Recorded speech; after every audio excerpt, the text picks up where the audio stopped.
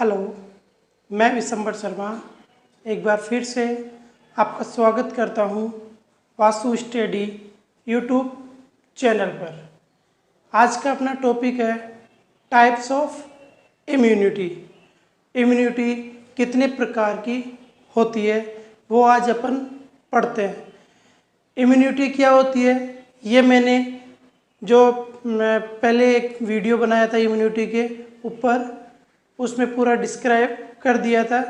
तो आप types of immunity पढ़ें, उससे पहले इम्यूनिटी क्या होती है वो ज़रूर पढ़ लें, जिससे कि ये पॉइंट पढ़ने में अपन को आसानी रहेगी। इम्यूनिटी का जो लिंक था डिस्क्रिप्शन में है, आप जाकर वहाँ से देख सकते हैं। तो शुरू करते हैं अपन टाइप्स ऑफ इम्यूनिटी। इम्यूनिटी जैसा कि बेसिक वर्ड बताया था कि resistant power of the body against to the pathogenic agent.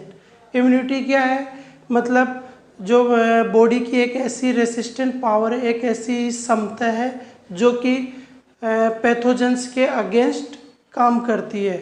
मतलब कोई भी एंटीजन वायरस बॉडी में एंट्री करते हैं तो उनके विरुद्ध, उनके अगेंस्ट में किया गया कार्य क्या इम्यूनिटी कहलाता है। तो आज अपन देखते हैं कि टाइप्स ऑफ इम्यूनिटी। यदि टाइप्स ऑफ इम्यूनिटी की बात करें तो मेनली इम्यूनिटी को 2 पार्ट्स में डिवाइड किया गया है। कौन कौन सा? Innate immunity and acquired immunity. Innate immunity हो गया और एक्वायर्ड इम्यूनिटी। एकदम डिटेल्स में अपन दोनों इम्यूनिटी का डिस्क्राइब कर कर आपको सिंपली बताऊंगा। उससे पहले 2 टाइप्स हो गया, innate immunity, acquired immunity. Acquired immunity होती है जो कि आगे चलकर 2 पार्ट्स में डिवाइड है, active acquired immunity, passive acquired immunity.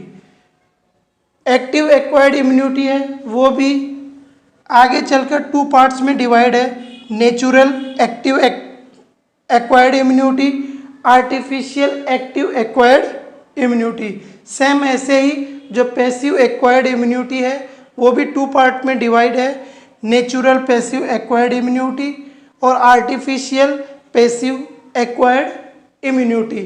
तो ये एक सिंपली टाइप्स था किस प्रकार इम्यूनिटी को डिवाइड किया गया। अब अपन जो टाइप्स हैं उनका पर्टिकुलर स्टडी करते हैं कि इनेट इम्यूनिटी क्या होती है, एक्वायर्ड इम्यूनिटी क्या होती है। तो सबसे पहले शुरू करते हैं अपन क्या, इनेट इम्यूनिटी।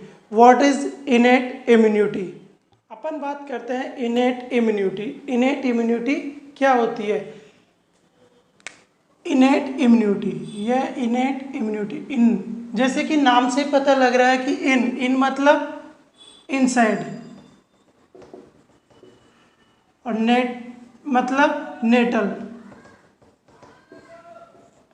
ऐसी इम्यूनिटी जो कि इनसाइड मतलब बर्थ से पहले ही प्रोवाइड या डेवलप हो चुकी है। मतलब अपन हिंदी में ऐसे बोल सकते हैं कि इनेट इम्यूनिटी एक ऐसी इम्यूनिटी है जो कि जब मदर कोई भी कंसीव करता है तो जो नेटल था उसी फेज में, शुरुआत फेज में ही ये इम्यूनिटी प्रोसेसिंग में स्टार्ट हो जाती है। मतलब शरीर में एक्वायर्ड हो जाती है।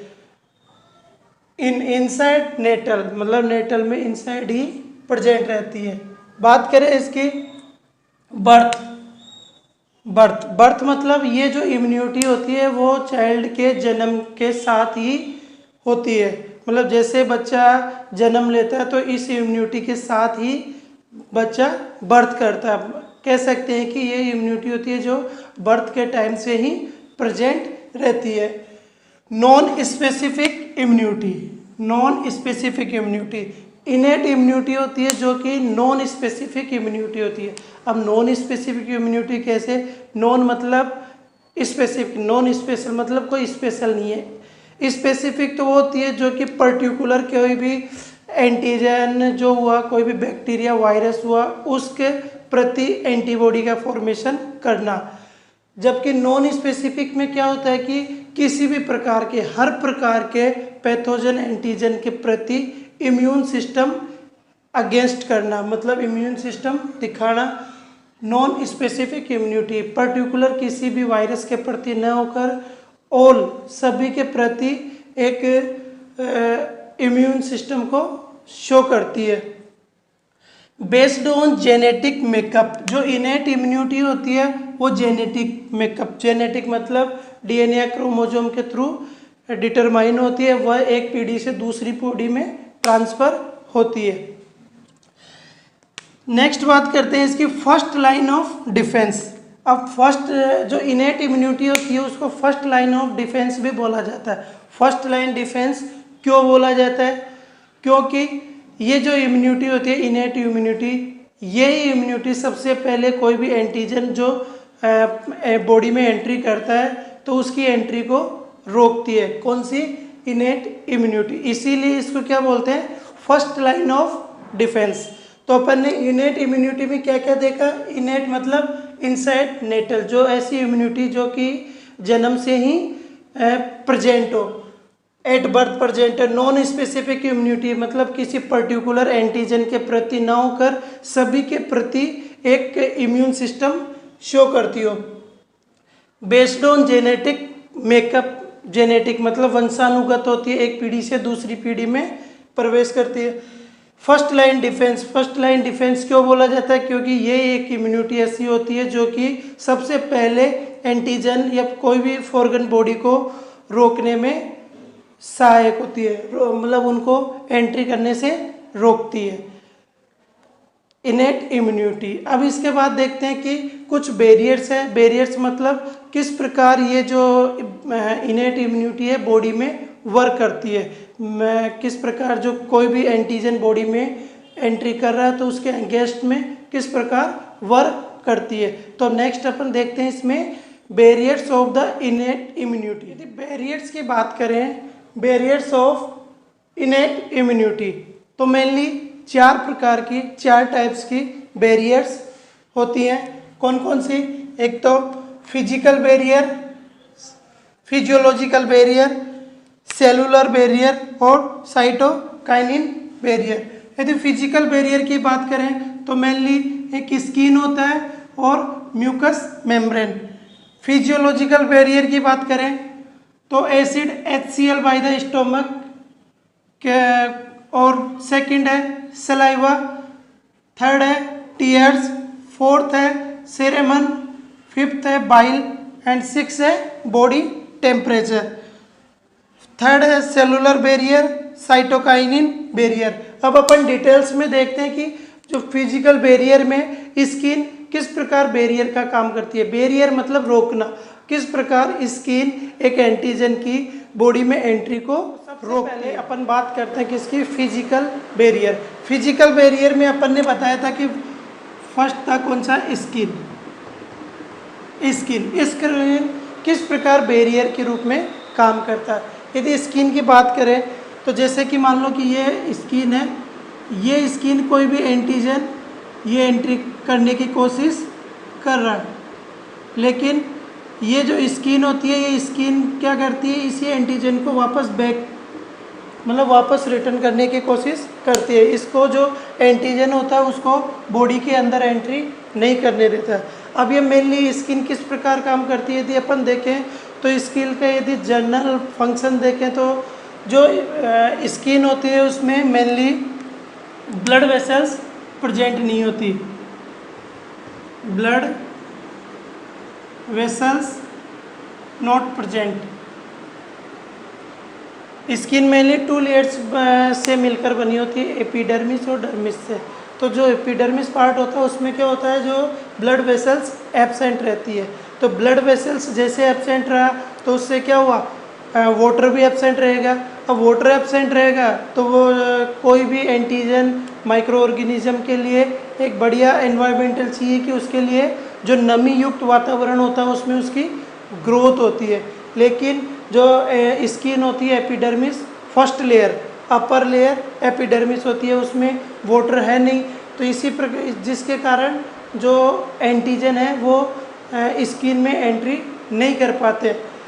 No blood vessels. इसी के साथ यदि बात करें तो इसमें सीबीसीएस ग्लैंड प्रेजेंट होती है, सीबीसीएस ग्लैंड, सीबेसियस ग्लैंड, ये ग्लैंड क्या करती है, ये ग्लैंड एक सीबम का सिक्रेशन करती है। और ये सीबम क्या करता है, वाटरप्रूफ स्किन को वाटरप्रूफ बनाता है, वाटर प्रूफ स्किन। देखिए सीबेसियस ग्लैंड होती है, उसमें क्या होता है, एक सीबम प्रेजेंट होता है। सीबम क्या करता है, जो स्किन होती है उसको वाटरप्रूफ बना देती है। वाटरप्रूफ मतलब एक तरह से चिकना। जैसे अपन देखते हैं कि कोई भी तेलीय पदार्थ पर कोई भी वाटर नहीं रुक पाता, उसी प्रकार क्या होगा कि जो भी कंटेमिनेटेड है, मतलब एंटीजन, उनके लिए एक अकॉर्डिंग एनवायरमेंटल नहीं मिल पाएगा, जिससे के कारण भी स्किन को आगे क्रॉस नहीं कर पाते। यदि स्किन की बात करें तो इसमें मेनली स्वीट, अपन देखते हैं कि स्वीट ग्लैंड्स भी प्रेजेंट होती है, जो कि मतलब पसीने का फॉर्मेशन करती है। पसीना मेनली क्या होता है, उसमें साल्ट, और साल्ट एसिडिक पीएच होता है इसका। अब एसिडिक पीएच में भी क्या होता है कि जो एंटीजन होता है वो ग्रोथ नहीं कर पाता। तो ये मेनली स्किन में कुछ बैरियर्स है कि स्किन किस प्रकार बैरियर के रूप में काम करती है। इसके बाद अपन नेक्स्ट इसमें देखते हैं, जो दूसरा था म्यूकस मेम्ब्रेन। फिजिकल बैरियर्स में था दूसरा अपना म्यूकस मेम्ब्रेन। अब म्यूकस मेम्ब्रेन किस प्रकार एक बैरियर के रूप में काम करती है। कुछ सिस्टम्स होते हैं, जैसे जीआईटी, यूरिनरी ट्रैक्ट और रेस्पिरेटरी, ये कुछ सिस्टम होते हैं, जैसे गैस्ट्रो इंटेस्टाइनल ट्रैक्ट, यूरिनरी और आपका रेस्पिरेटरी। इनकी जो लेयर्स होती है, इंटरनल लेयर, वो किसकी बनी होती है, म्यूकस मेम्ब्रेन की। देखिए जैसे अपन रेस्पिरेटरी ट्रैक्ट में लेते हैं ट्रैकिया। अब ये ट्रैकिया है, ट्रैकिया की जो इंटरनल लेयर होती है, इंटरनल मोस्ट लेयर, ये जो लेयर होती है वो किससे क्या बोलते हैं, उसको म्यूकस मेम्ब्रेन। अब ये म्यूकस मेम्ब्रेन क्या करती है, एक म्यूकस का सिक्रेशन करती है।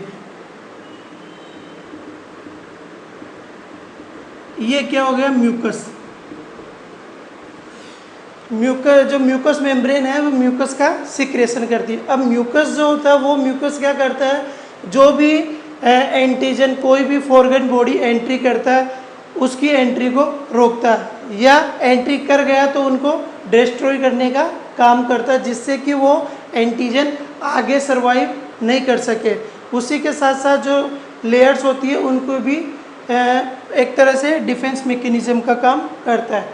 तो ये म्यूकस है, ये भी म्यूकस भी क्या काम करता है, जो भी जैसे एंटीजन, यहाँ पर मान लो एंटीजन आ गया, अब इस एंटीजन को क्या करेंगे, ये डिस्ट्रॉय, किल कर देंगे, ख़त्म कर देंगे, जिससे कि वो आगे की तरफ नहीं बढ़ पाता।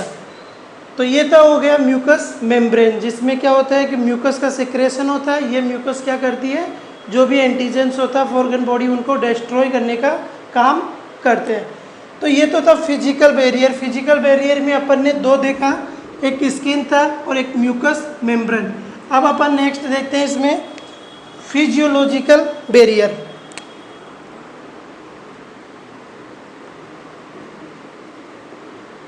फिजियोलॉजिकल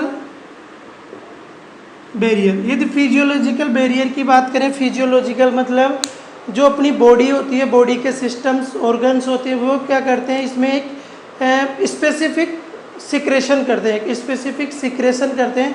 और वो जो सिक्रेशन है वही क्या करता है, जो भी antigen, pathogen foreign body entry की है उसको डिस्ट्रॉय करने का काम करता है।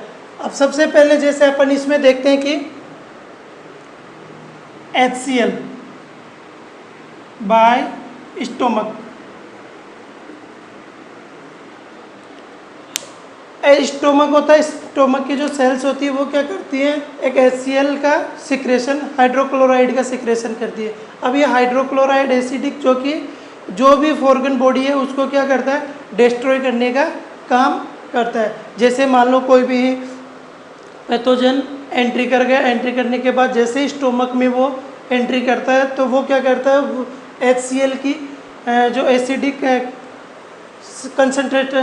कंसंट्रेशन होती है उसी के थ्रू जो भी पैथोजन ऑर्गन होता है वो डिस्ट्रॉय कर के बाद अपन बात करते हैं कि इसका स्लाइवा।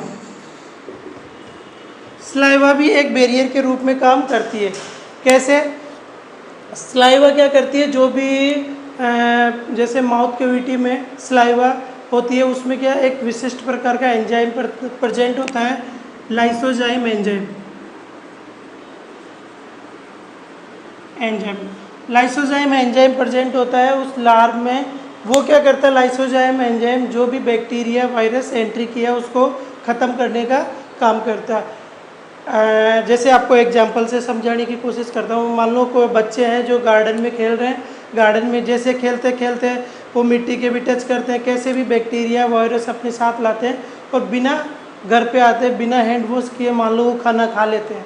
तो खाना खा लिया, खाना खाने के साथ साथ क्या जो भी बाहरी बैक्टीरिया था वो क्या करते हैं, खाने के साथ बैक्टीरिया को भी साथ ले लेते हैं। अब जो स्लाइवा सिक्रेशन होती है, स्लाइवा में जो लाइसोजाइम एंजाइम होता है वो क्या करता है, जो भी बैक्टीरिया कोई भी फॉर्गन बॉडी जो भोजन के साथ एंट्री की है उस फॉर्गन बॉडी को, एंटीजन को ख़त्म कर देता है। तो जो स्लाइवा था वो भी एक बैरियर के रूप में काम करती है। इसी के बाद अपन थर्ड देखते हैं इसमें टीयर। आंसू। आंसू भी क्या होती है, एक तरह के एंटीबैक्टीरियल सब्सटेंस होती है। ये भी क्या करती हैं कि आप जनरली देखते हैं कि आंसू केवल जो आँख को क्लीन करते हैं, क्लीन करने के साथ साथ ये क्या काम करती है, जो भी कोई बाहरी फॉर्गन बॉडी आँख में, ईयर, आई में एंट्री करती है तो उनको डिस्ट्रॉय करने का काम करती है। तो ये भी एक तरह का जो आंसू होता है एंटीबैक्टीरियल कंटामिनेटेड होती है। टीयर के बाद अपन नेक्स्ट देखते हैं इसमें, जैसे कि आपको बताया था सेरेमन जो कि एक तरह से अपन इसको ईयर वैक्स के नाम से भी जानते हैं। ईयर वैक्स, जैसे ईयर वैक्स हो गई बोलते हैं जनरली, जैसे कान में वैक्स होना। अब ये वैक्स अपन तो जनरली देखते हैं कि एक तरह का कचरा है, लेकिन जनरली वो जो कचरा होता है, वैक्स होता है, वो क्या काम करता है, एक बैरियर के रूप में काम करता है। बैरियर के रूप में कैसे, जो भी कोई भी फॉर्गन बॉडी एंट्री करती है उस एंट्री को वो जो वैक्स होती है वो आगे सर्वाइव करने या एंट्री जाने के लिए एक अवरोधक के रूप में काम करती है। तो सेरेमन भी क्या होती है कि जो एक बैरियर के रूप में काम करती है। जनरली अपन देखते हैं कि मान लो रात को सो गए, सोने के बाद देखते हैं कि अपने ईयर तो एकदम ओपन है लेकिन कोई भी पैथोजेंस, कोई भी एंटीजन, कोई भी एंट्री नहीं कर पाता है, क्योंकि एक जो ईयर वैक्स होती है वो ही फॉर्गन बॉडी को एंट्री को रोकती है। इस प्रकार सेरेमन भी एक बैरियर के रूप में काम करता है। ईथा इसमें कौन सा, बाइल। यदि बाइल की बात करें, बाइल का जैसे अपन जानते हैं कि सिक्रेशन लीवर से होता है, स्टोरेज गोल ब्लैडर में होता है। तो ये बाइल क्या करता है, मेनली यदि जनरली अपन देखें तो भोजन को सड़ने से बचाता है। यदि भोजन, जो भी भोजन है अपन ने एंट्री की तो बाइल उसमें मिक्स करके क्या करता है, जो भी कंटामिनेटेड था उनको डिस्ट्रॉय करता है और मतलब भोजन को सड़ने से बचाता है। यदि भोजन सड़ जाएगा, बाइल नहीं होगा तो क्या होगा, बैक्टीरिया के लिए ग्रोथ होगी और ग्रोथ होगी तो उसका सिम्टम्स देखने को मिलेंगे। बाइल के बाद अपन बात करें टेम्परेचर, बॉडी टेम्परेचर। अब बॉडी टेम्परेचर एक बैरियर के रूप में कैसे काम करती है ये भी आपको बता। बॉडी टेम्परेचर जैसे भी अपन क्या करते हैं, कोई भी मान लो कि कोई भी बैक्टीरिया हुआ, कोई भी पैथोजेंस हुआ, वो बॉडी में एंट्री कर गया। जैसे एंट्री कर जाता है तो बॉडी क्या करती है, अपना टेम्परेचर इंक्रीज कर लेती है, बढ़ा लेती है। और जैसे इंक्रीज हो गया, बढ़ गया, तो वो जो पैथोजेंस होता है वो भी डिस्ट्रॉय हो जाता है। तो बॉडी टेम्परेचर तो अपन देख सकते हैं कि जैसे एंट्री किया, एंट्री करने के बाद बॉडी का टेम्परेचर इंक्रीज हो गया। बॉडी टेम्परेचर इंक्रीज होते हुए बैक्टीरिया ख़त्म हो जाता है। तो इस प्रकार फिजियोलॉजिकल बैरियर्स देखा। फिजियोलॉजिकल मतलब जो बॉडी के सिस्टम के द्वारा कुछ सिक्रेशन होते हैं उनके द्वारा भी बैरियर्स का काम होता है। अब इसके बाद अपन देखते हैं जो थर्ड था cellular barrier.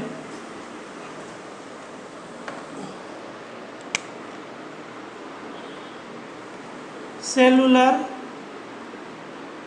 Barrier, cellular barrier mainly WBC,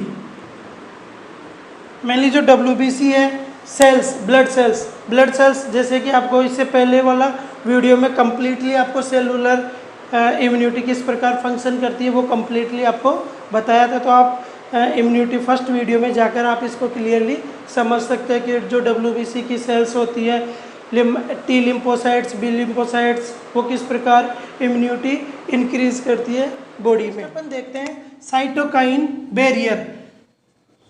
cytokine मतलब सेल, काइन मतलब काइनेटिक एनर्जी, काइनेटिक एक्टिवेट करना। जो साइटोकाइनिन बैरियर, ये बैरियर कैसी होती है, जो भी मान लो कोई भी वायरस इन्फेक्टेड सेल्स है, वो सेल्स क्या करती है, एक प्रोटीन का सिक्रेशन करती है, इंटरफेरोन। कौन सा? इंटरफेरोन। ये इंटरफेरोन क्या करती है, जो नॉन इन्फेक्टेड सेल्स होती है उनको मतलब एक तरह से इम्यून करती है। जो नॉन इन्फेक्टेड सेल्स होती है उनको इन्फेक्टेड होने से बचाती है। देखिए मान लो कि ये कोई सेल्स है जो कि क्या है, वायरस इन्फेक्टेड है, वायरस इन्फेक्टेड सेल। अब ये सेल्स जैसे इन्फेक्टेड हो जाती है कि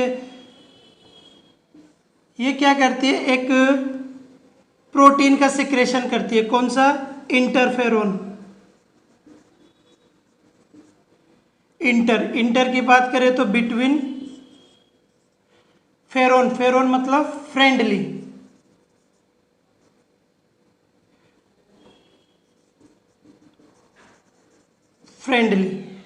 और ये है क्या, नॉन इन्फेक्टेड सेल्स।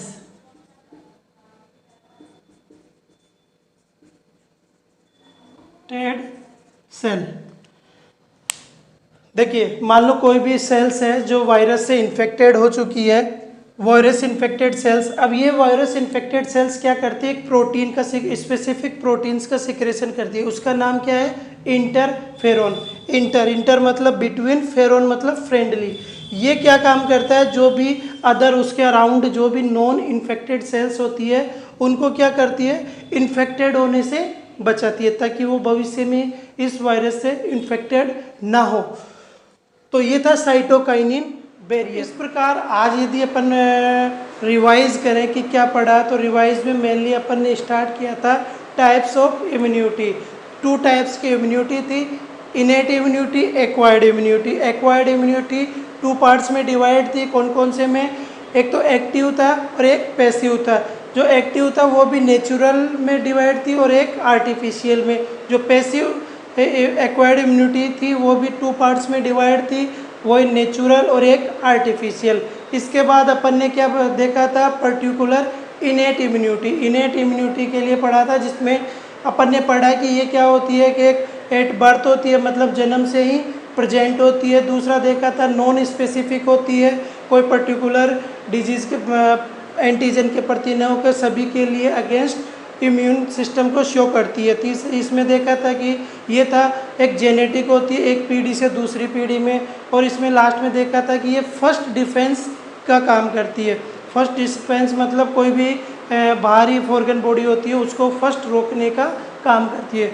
उसके बाद अपन ने इनेट इम्यूनिटी की कुछ बैरियर्स थे, बैरियर्स देखे 4 बैरियर्स की बात की, जिसमें फर्स्ट था फिजिकल बैरियर। फिजिकल बैरियर मतलब फिजिकल बैरियर में मेनली स्किन देखा था, स्किन किस प्रकार बैरियर का काम करती है, मतलब काम करना मतलब किस प्रकार फॉर्गन बॉडी को रोकती है बॉडी में एंट्री करने से।